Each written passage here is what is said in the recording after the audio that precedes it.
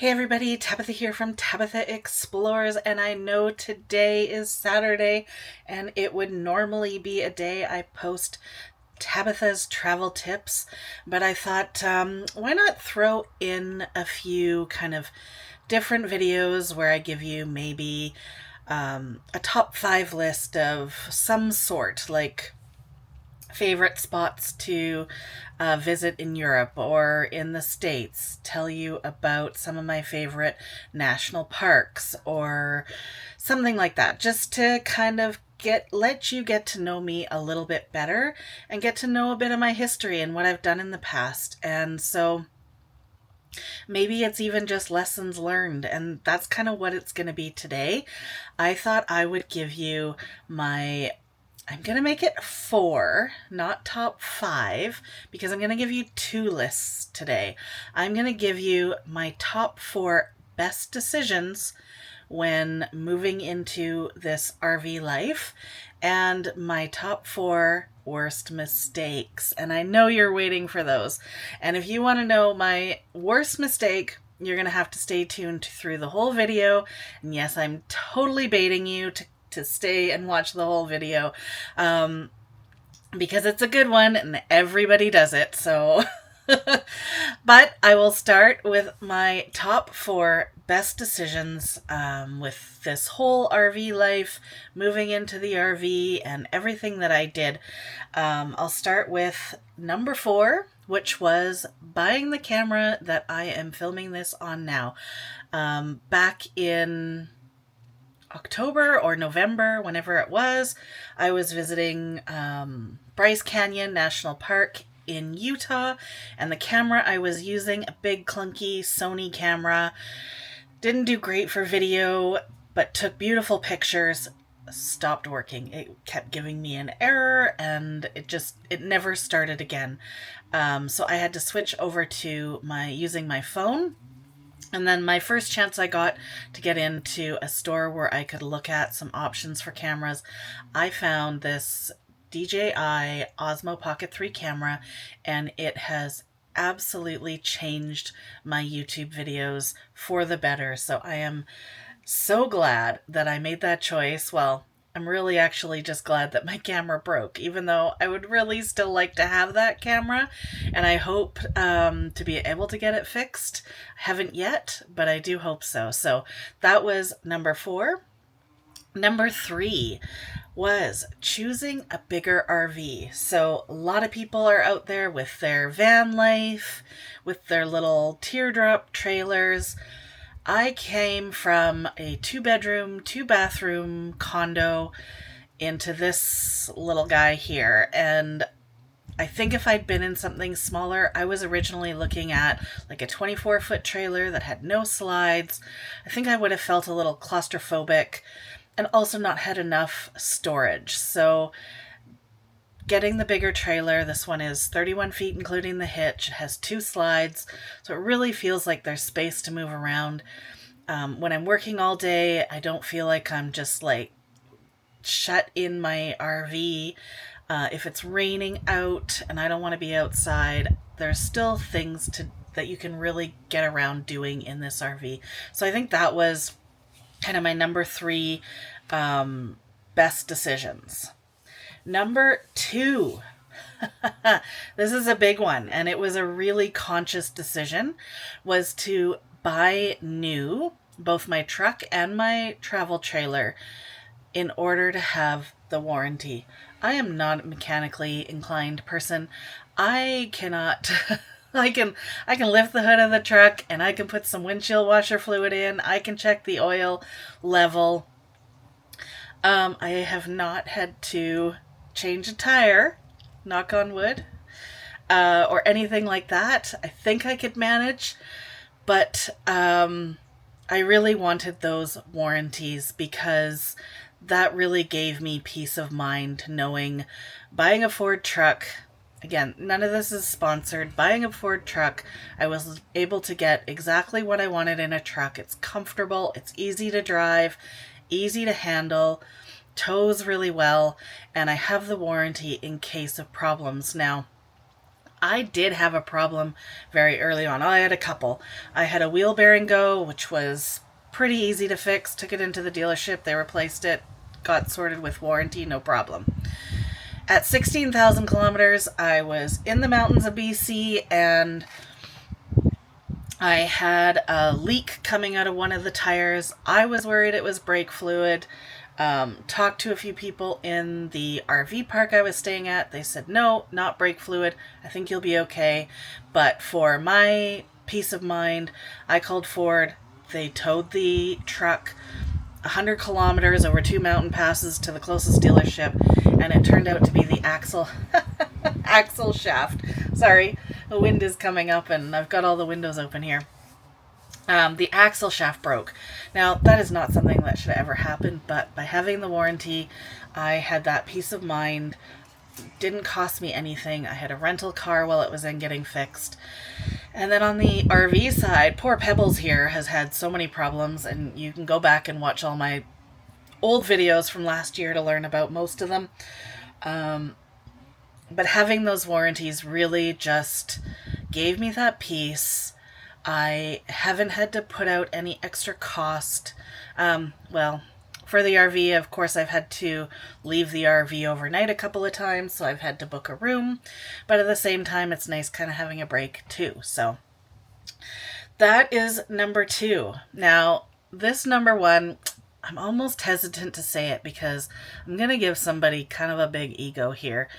My best decision was talking to one of my best friends, Brent, about this whole situation and doing this, because he was instrumental in me learning how to pull my RV, how to drive with it, get it set up, and become confident with backing it up, although it's taken a lot longer to get confident in that.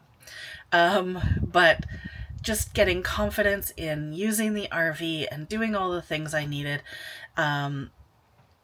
Having that kind of person in your corner to help you and guide you, and that is just, I think it was just such a great decision for me to include him in that. I had to make a whole lot of steak dinners to get him to come on board and help me out, although I'm sure he would have anyways. But it's always nice to try and reciprocate with something that benefits the other person as well, right?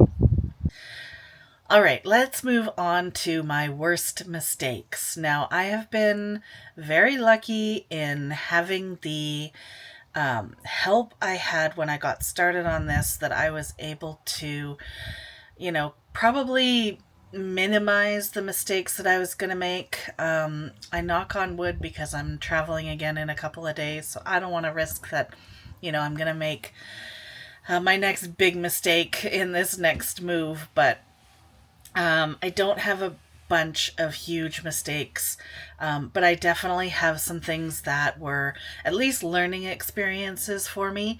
So let's get started. Number 4, worst mistake, and this is kind of going to counter what I said with regards to buying new to have warranties, is my 4th biggest mistake was buying a new trailer. Because buying a new trailer means you buy into all of the startup problems with a trailer. If I had bought a used trailer, I might have, I've definitely would have been past all of that kind of new trailer warranty problems. I still stand behind what I did, and I don't think I would change what I did. But it definitely left me with not being able to do a lot of the things that I wanted to do last summer, because I kept having to be back at the dealership in BC, so I really didn't feel like I could travel very far. I also had some issues with things that just weren't working properly. The fridge died. I couldn't shower in the RV for the first, I think, 2 months because the shower drainage system was not working properly. Well, it was leaking, so definitely can't shower in that. So, I definitely consider that a bit of a mistake. All right, number 3. Biggest mistake. I did not upgrade my solar right away. I still haven't upgraded my solar, but I wish that I had, because I think I could have, in putting out the money at that time, I think I would have saved myself a fair bit of money over the last year. I'm still planning to upgrade my solar power so that I can get better usage off grid. I would really like to be able to run off of battery and be in maybe provincial parks that don't have power, and just kind of explore more options that are a little bit cheaper than being in a full hookup RV park. It is going to take a little extra budgeting and financing around getting the solar upgraded at this point, just because of how my financial situation is. If I had done it when I first got the RV, it would have been a much easier process. But I also don't know nearly enough about my solar as I should, and I think by upgrading it, I'm going to do a lot of learning in that regard. I the most I know right now is that in the darker days of winter, even early spring and late fall, my solar power does not last the whole night. I can't get through a whole night. This is new news for some of you, but I actually have severe sleep apnea and have to use a CPAP machine at night. If I do not, I have the worst sleep I can have, so I have to be able to plug that machine in every night. And if I'm plugging that machine in, I literally cannot use anything else electric leading up to going to bed, because I need the all of the battery usage for that machine. So I definitely regret not having my solar upgraded already, but it's coming. It is coming. All right, number 3. Picking RV parks based on their cost. So this is a mistake I'm really only just realizing and getting into kind of the nitty gritty of budgeting a little bit better. I have often chosen RV parks for their price over their location or proximity to the things that I want to see.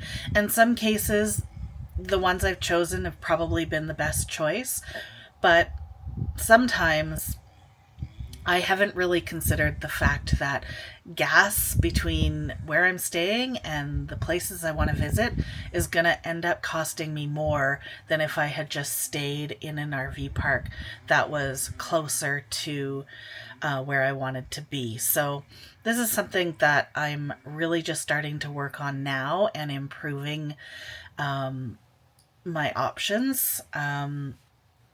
Because I have definitely spent, and it's also about time, if I'm in the case of where I have been most recently, Valemount, BC, I have been an hour and a half outside of Jasper town.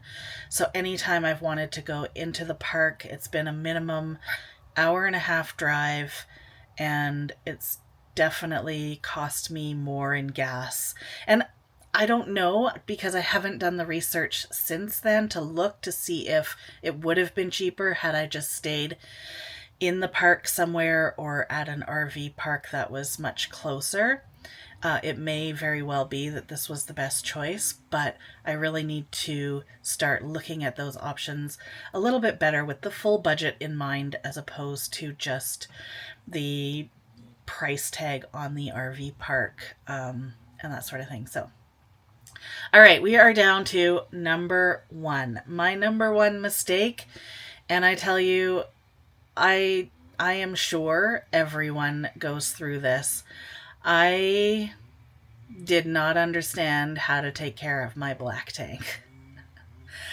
It happened to me twice where I got backed up in my black tank in the pipes, and I had to get help, and that is embarrassing. So I did not properly clean out my black tank each time I cleaned it out. I did not do I call it a spinner ball flush because it's a term I know, but using the water sprayer inside the black tank to the best of its ability. And yeah, so I had those problems, and my buddy there, Brent, had to come and save me one time, and the dealership saved me another time. I did have to pay for that one, but I have figured it out now. I do understand the importance of getting that black tank properly cleaned out every time you drain it, and I am definitely careful, a lot more careful about how I use my toilet and that black tank. So that's the big one. That's the embarrassing one. I'm sure you've had that problem too. If you've been in your RV, there's always some sort of problem with black tanks, right? So those are my top 4 best decisions, top 4 worst mistakes. What were your mistakes? Tell me in the comments, because I want to hear about those too. And I really hope you liked this video. I hope you liked hearing these comments from me. Maybe they'll help you in your own RVing. Maybe you'll give me comments or suggestions that'll help me. Thank you so much for watching. Don't forget to like, share, subscribe, and we will see you in the next video.